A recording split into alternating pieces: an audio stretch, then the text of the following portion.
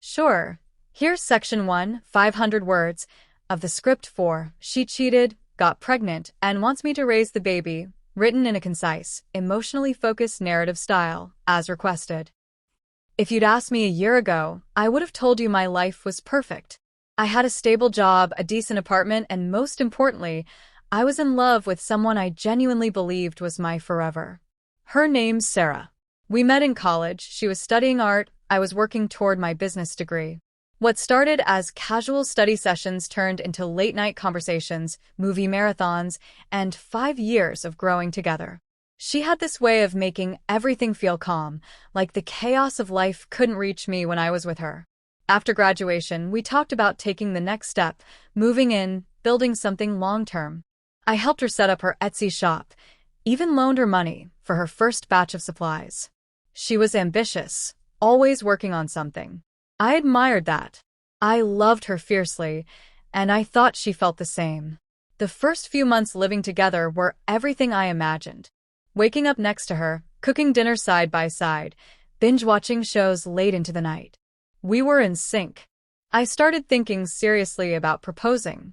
I even looked at rings a few times, just to be prepared when the moment felt right. But somewhere along the line, things started to shift.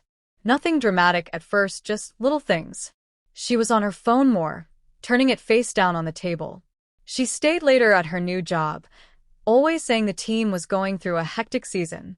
I didn't want to be the insecure boyfriend, so I brushed it off. Everyone gets busy. Relationships go through phases. Still, I noticed she seemed tired around me, like I was a chore. Conversations got shorter. Sex went from spontaneous to non-existent. I tried to talk about it once, asked if something was bothering her, but she just smiled and said she was stressed, not distant. I wanted to believe her. I chose to believe her. We started spending more weekends apart. She had girls' nights, work retreats, or just needed me time. Again, I gave her space, because that's what supportive partners do, right? At least, that's what I told myself. She missed our anniversary dinner, said she forgot, then laughed it off like it wasn't a big deal. I told myself not to overreact. But inside, something cracked. I felt invisible, like I was living in the shell of a relationship I no longer recognized. I still cooked for her, still folded her laundry, still asked about her day, even when she barely asked about mine. I kept showing up, thinking loyalty would fix whatever was broken. Looking back now, I realize how blind I was. Love shouldn't feel like guessing. But at the time, I thought I was just being patient. Turns out I was being replaced. Let me know when you're ready for section 2. Absolutely. Here's section 2, 500 words. Continuing directly from the first, keeping it tight, emotionally sharp, and on point. A few weeks after our missed anniversary, I started noticing things I couldn't ignore. Her phone never left her hand. She changed her passcode. She started taking calls in the bathroom with the door locked. At first, I told myself it was paranoia. I wasn't the jealous type. But this didn't feel like insecurity. It felt like a gut punch I couldn't explain yet. One night, I saw a notification pop up on her phone while she was in the shower. Just a name I didn't recognize, Alec, and a heart emoji. I didn't touch it. I just stared at the screen until it faded. She came out, saw me looking, and quickly grabbed her phone. No explanation. Just, can you not? Like I was the one crossing a line. A week later, I found a receipt in her purse. 2 glasses of wine. A steak. A reservation for 2. The date matched one of her work dinners. I sat with that receipt in my hand for 10 minutes before putting it back. I didn't confront her. I wasn't ready to hear the answer. She started wearing new perfume. Said she just felt like a change. She had more energy when she got home, but not for me. Always on edge. Always texting someone. When I asked who, she rolled her eyes and called me controlling. I backed off. Again. Then Jake, my oldest friend, dropped something casually while we were grabbing drinks. Hey man, is everything okay with you and Sarah? She didn't seem herself the other night. I asked what he meant. He said he saw her at a bar downtown, laughing with a guy he didn't recognize. He said it didn't look like a business dinner. That was the last thread. I couldn't ignore it anymore. I waited until the next night when she said she had a late meeting. I followed her. I hated myself the entire drive. I didn't want to be that guy. But I had to know. She wasn't at the office. She was across town at a rooftop lounge. I parked across the street and watched her sit across from a tall guy, leaning in close, smiling in a way I hadn't seen in months. They touched hands. She laughed. He brushed her hair behind her ear. I sat there and felt everything inside me collapse. I didn't confront her then. I went home and waited. She walked in around midnight, said nothing, went straight to the shower. I checked her laptop. She'd left it open. Messages were right there, her and Alec talking about their night, about how to handle it if the baby turned out not to be his. That's when I froze. Baby? I read every word, every lie. She was pregnant.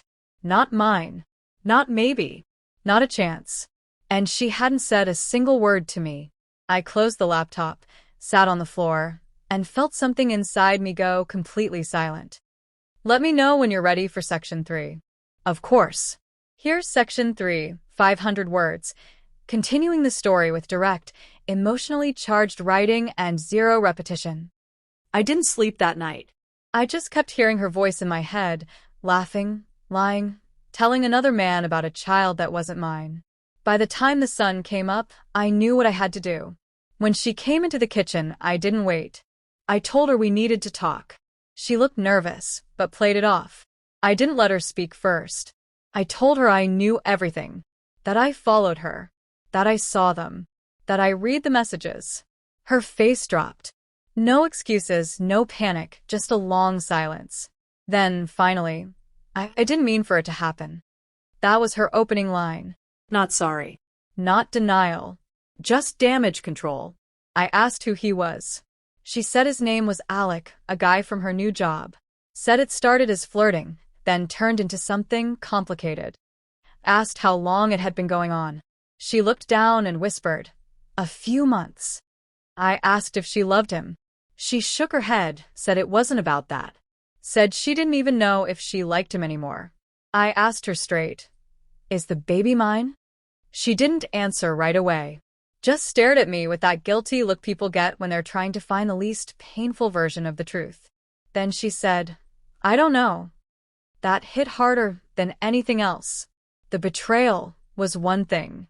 But this, bringing another life into the chaos, pretending I was too blind or too loyal to notice, this was beyond anything I could have imagined.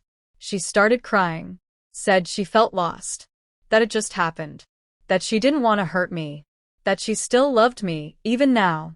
I asked if she planned on telling me at all. She didn't answer that either. I think the silence was the real answer. Then came the part that broke me. She asked me to stay. Not because she believed we could fix things, but because she didn't want to do this alone. She said I was stable, kind, dependable, that I'd make a great father. I asked, "To someone else's kid?" She said, "You've always been better than him." I wanted to scream. I wanted to throw something, but I didn't. I just looked at her and asked one final question. "Did you ever respect me, or was I just the backup plan?" She started crying harder. She said I was the only real thing in her life. That's when it all clicked. She wasn't sorry about the cheating. She was sorry about getting caught. She wanted me to clean up the mess she created. She wanted to keep the security without the loyalty. And somehow, she thought I'd still be willing to carry that weight. I walked out of the room, not because I was weak, but because I knew staying would have destroyed me more than she already had. Ready for Section 4 when you are. Here is Section 4, 500 words. The final act, staying focused, emotionally sharp, and conclusive with no repetition or fluff. I spent the next few days packing my things. She tried to talk to me every chance she got, but I didn't give her the satisfaction. There was nothing left to explain. No version of her story could make sense of what she'd done. I wasn't just grieving the relationship. I was grieving the version of myself that trusted her without question. Friends kept reaching out. Some told me to forgive. Others said to walk and never look back. My parents were stunned. They'd welcomed her like family. My mom cried when I told her. My dad just nodded, like he'd seen this kind of pain before and knew words wouldn't help. I didn't want sympathy. I wanted clarity, and the only thing that felt clear was that staying would turn me into someone bitter. Sarah begged me to go to therapy with her. She offered to cut all ties with him, said she'd raise the baby alone if I could just stay. She said what we had was worth saving. But it wasn't. It had already died the moment she chose someone else and kept me in the dark. Loyalty isn't something you get back with apologies. It's earned every day. She spent months proving she didn't value mine. I thought about the baby more than I expected. It wasn't the child's fault. And there was a brief moment where I wondered what kind of man I'd be if I walked away from an innocent life. But then I remembered, I wasn't the one who brought that child into this world under a lie. She did. And she never once gave me a choice. I wasn't a father. I was an insurance policy she hoped wouldn't read the fine print. The morning I left, she stood by the door, crying, asking me to reconsider. I told her I hoped she'd figure her life out, but I wouldn't be part of it anymore.